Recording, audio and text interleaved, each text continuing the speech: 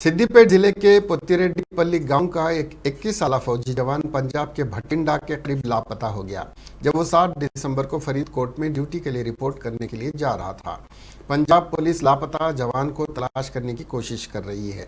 लापता जवान का नाम बी साई किरण रेड्डी है। 10 दिसंबर को उसके वालिद बी पटेल रेड्डी ने चेरियाल पुलिस में शिकायत दर्ज कराई कि साई 20 दिन की छुट्टी पर 16 नवंबर को घर आया। 5 दिसंबर की दोपहर को साई घर से निकला और अपने वालिद को रात 8 बजे आरजीआई एयरपोर्ट से फोन किया। साई का फोन बंद हो गया जब उसके वालिदिन ने 6 दिसंबर की दोपहर और 7 दिसंबर की सुबह से राबता करने की कोशिश की।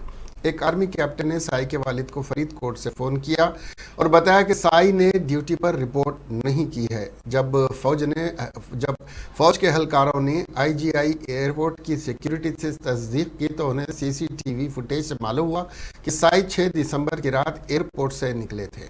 2 लापता केसेस सिद्दीपेट के चिरियाल पीएस और दिल्ली के आईजीपीएस में दर्ज करवाए गए। 11 एयरपोर्ट टर्मिनल दर्ज कराए गए। इतवार के रोज फौजी एहलकारों ने खानदान को बताया कि साई को आखिरी बार एक और जवान ने देखा था जो दिल्ली से भिटंडा तक ट्रेन में उसके साथ सफर किया था।